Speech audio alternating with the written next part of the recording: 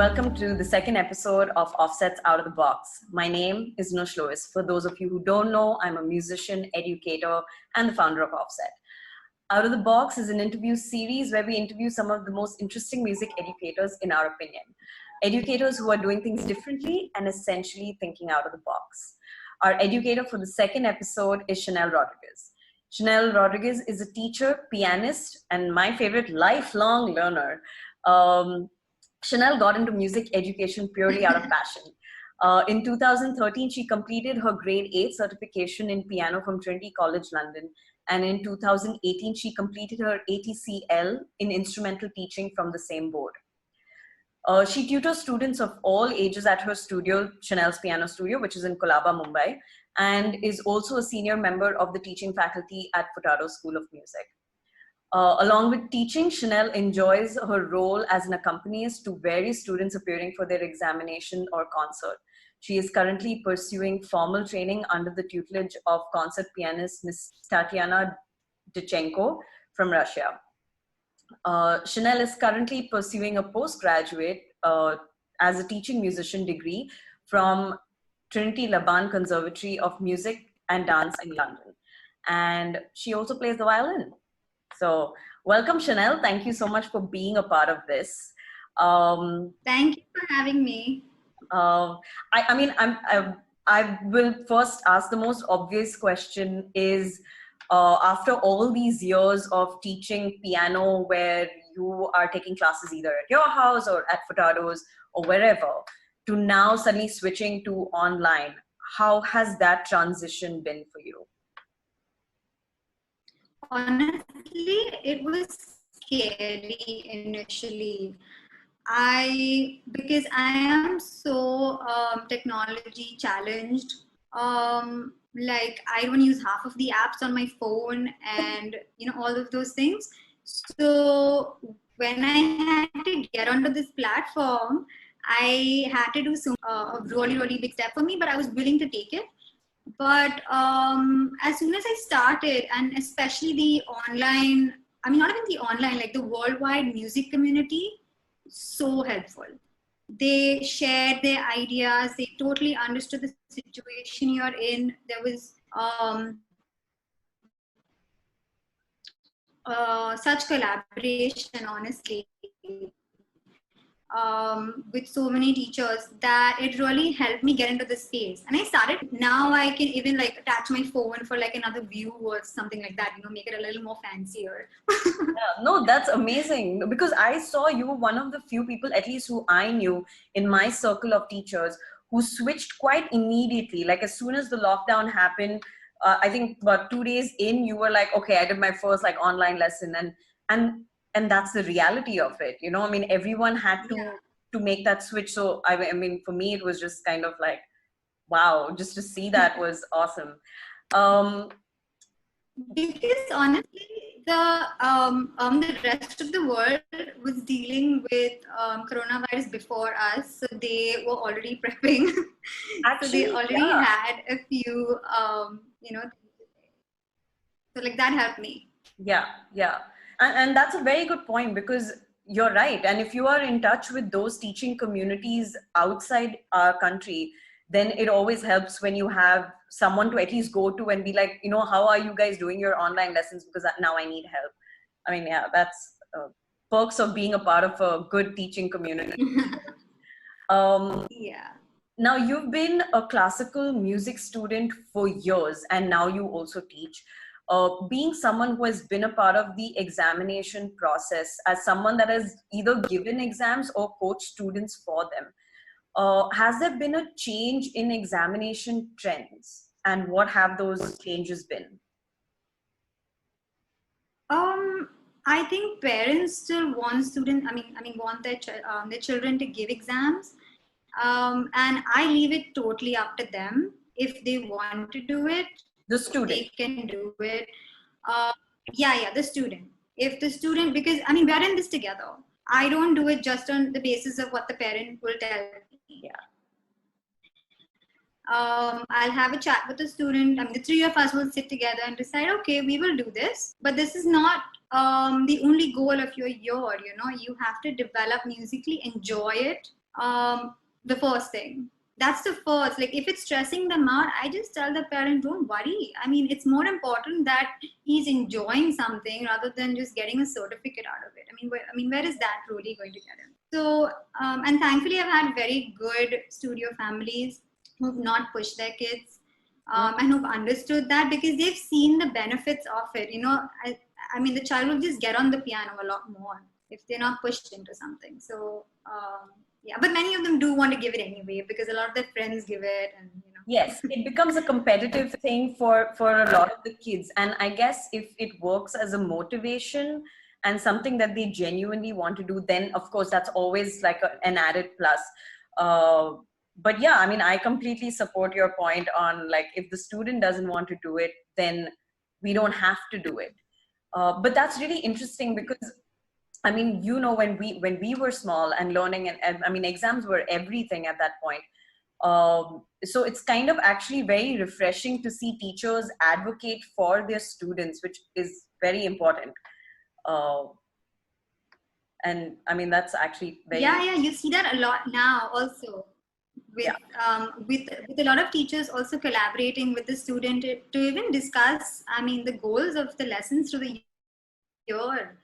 Because I remember being very classically trained. I was not asked if I wanted to do a piece. I don't know. Like, this is the piece. This is what you're going to learn. Yeah. No, of course. Yeah. Yeah, for sure. I mean, it is very refreshing to now see teachers involve students. And I think gone are the days when we were like told what to do. It also makes the students very accountable for their learning, and I think that applies through all age groups, and I know you teach actually all age groups. Yeah, definitely. Even the younger ones, they as long as you're keeping them involved, then they know, okay, I've made this decision, so I stick to it, or then I just tell Miss, no, actually, maybe not. Like I had a student who started with me a month ago, and she was singing "Girls Like You" by Maroon 5 constantly in class. When we used to do theory, and I said, "Do you like that song?" Like for the past 2 lessons, she was just singing it. And I said, "You like that song?" She's like, "Yeah," and then she was just singing it. And I was like, why don't we learn it? And she's 6 or 7, around that age. But just to teach her the melody, and then she can, just play and sing. Yeah. And that's completely okay to also like divert, just go by what happens. Yeah, because that also keeps them locked in. Of course, I think that's a wonderful idea, because then she's playing a song that she genuinely likes. So that makes all the difference. Yeah. Okay. So for everyone who's watching this, Shanelle and I did work together for a while. I'm saying, I don't know what, for like a year, maybe. I think it was not a very long time, but it was a very short. I was trained by Anushka. So. Oh God, yeah. Those were fun training sessions for sure. And I mean, I remember actually talking about those training sessions, and I remember we used to emphasize a lot on classroom materials, whether it was a game or whether it was like a teaching thing. It could be flashcards, it could be, very tactile sort of material that they could touch, feel, but had to do with, say, correspond to like music theory.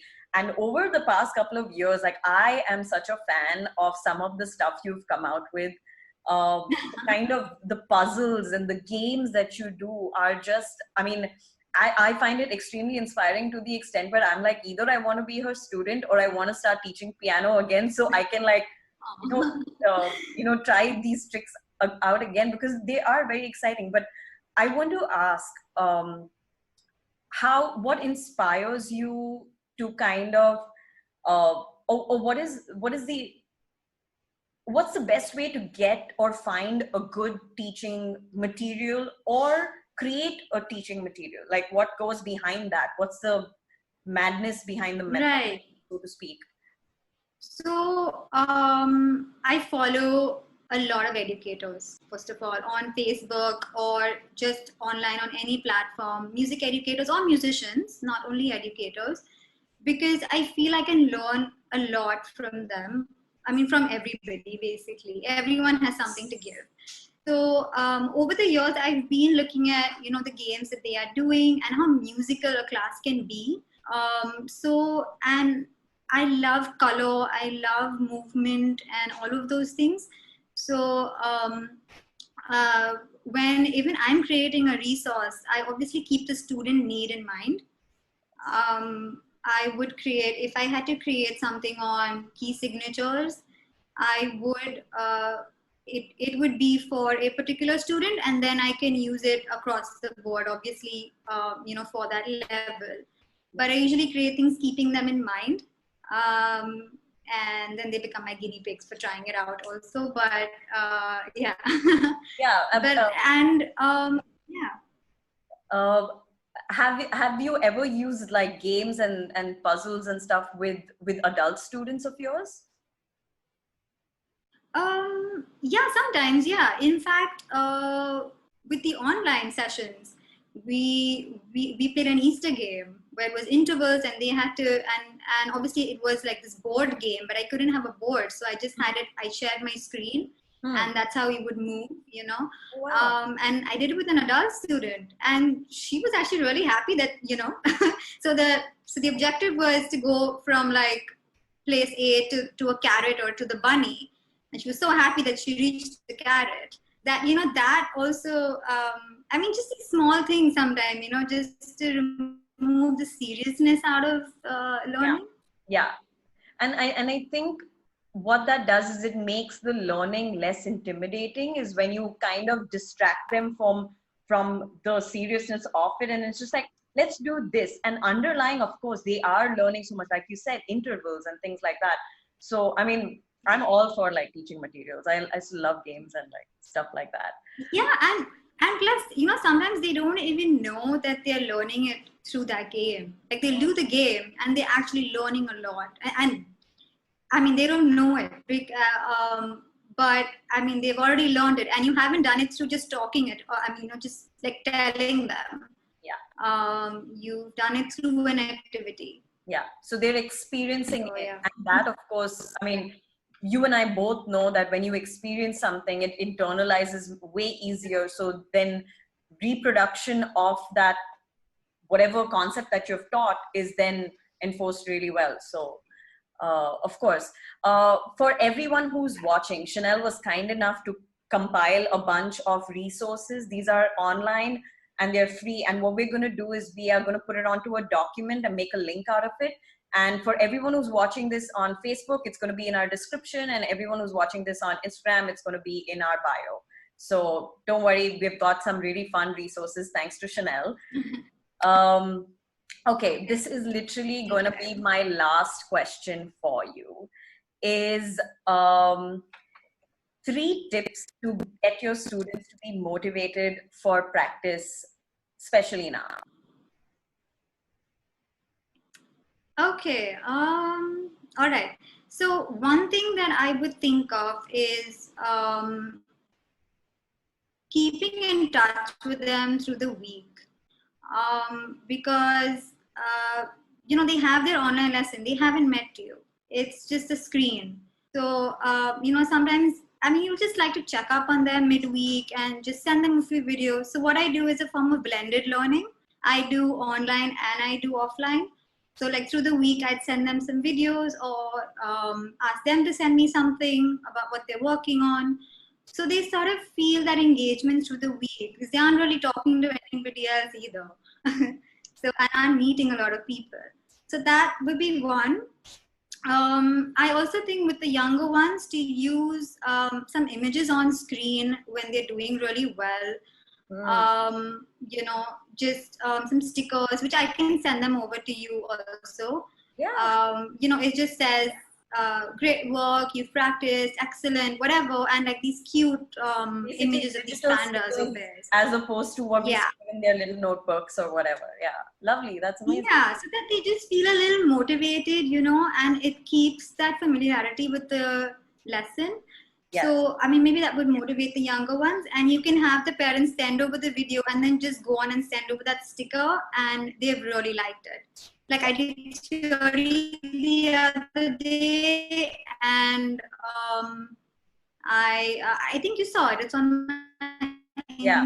Instagram. I sent over a sticker saying, and my student cracked up. So Yeah, of course. so we get motivated to do more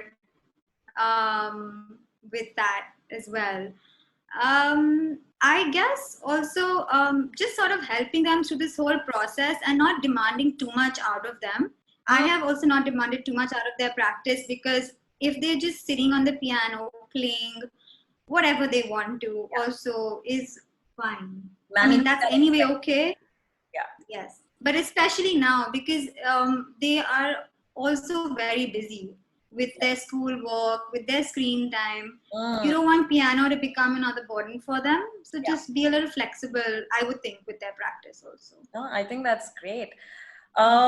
Well, I mean, I wish I could ask you more questions, but I'm trying to keep it as concise, but we could do another one maybe later. Thank you so much, Shanelle, for being our second guest on our second episode. I am so pleased to have you, and everything that you've contributed is so valuable. And thank you so much for sharing it, because that's what we need right now, is to connect with the community and just help other teachers out. So I really appreciate it. Thank you for your time. And yeah. Thank you for having me. It's great talking to you. And I hope to see you after all of this is over. Yes, we should. Okay. For sure. Thanks. Bye. Bye. See you. My name is Mahika Givani. I'll be playing Arabesque by Berg Miller.